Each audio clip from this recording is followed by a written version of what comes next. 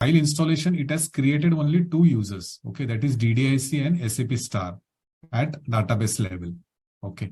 So now what we will do is we will create a new user. Okay. So if you see here, there are various tabs, right, to create with various functions. So first is create. Okay, I think everybody can see that, right? I have just kept the cursor on that create button. So it shows create.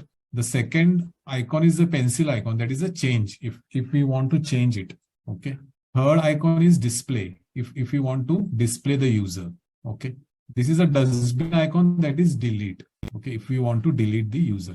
And this one is the fifth icon, is nothing but the copy icon. Suppose I want to copy the existing user.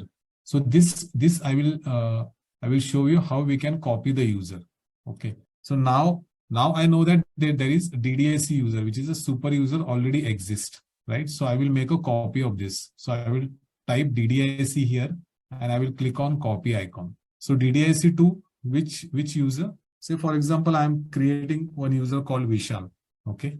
So DDIC roles and authorizations will be copied to Vishal. Okay. So we will discuss what are roles and what are profiles later on. But currently you just understand how I copy this user to the new user, that is Vishal. So Vishal user does not exist currently. Okay. So I will click on this copy icon. So this security profile, like as I told you earlier also, in CMM level 5 companies, they have a separate security consultant. Okay. So this error, it shows first time when you log into that particular client. Okay. So here basically we need to give the company name. So as an example, we will take the company name as Just Dial. Okay. So when you create any user, a company should be assigned to that particular user. So that's the reason this company name is coming up. Okay. Title we give company name is Just Dial. Here we'll give the address. Okay. Country will give India. Time zone will set to CST. I click on this. Postal code must have 06. So this user type also we will discuss later on. Currently we'll give user type as dialog. Okay. Here the password I will set. This password we need to change it again. Okay. So we'll set this password again when we log in with this Vishal user. So currently I given welcome12. Okay. I will save this. So initially it will show some program error occurred. So just click on this tick mark. Okay. So user Vishal is saved. So if I click on display, so it will show you the details of Vishal. Okay.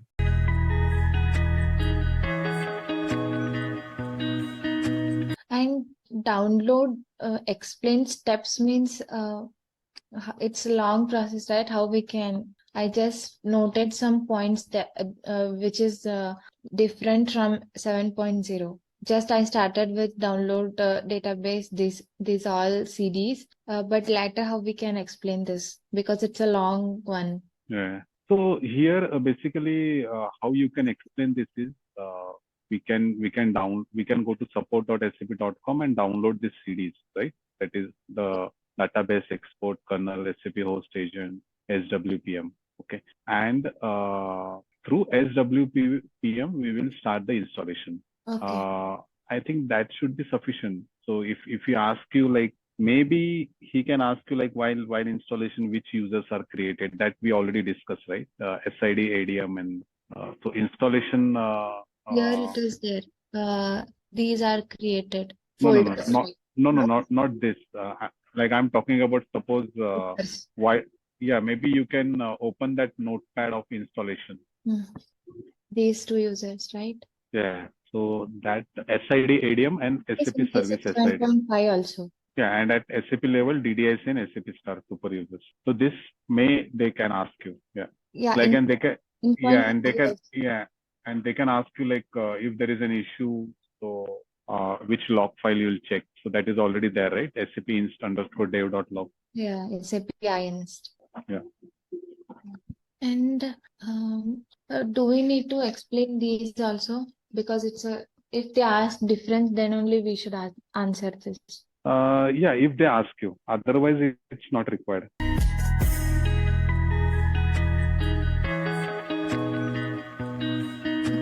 what are the user types? You have worked on security front also, right? So what are this user types in security?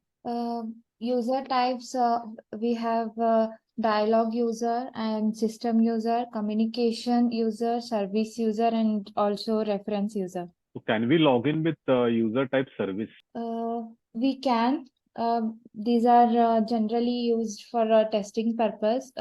We can use it. These are multiple logons are allowed here.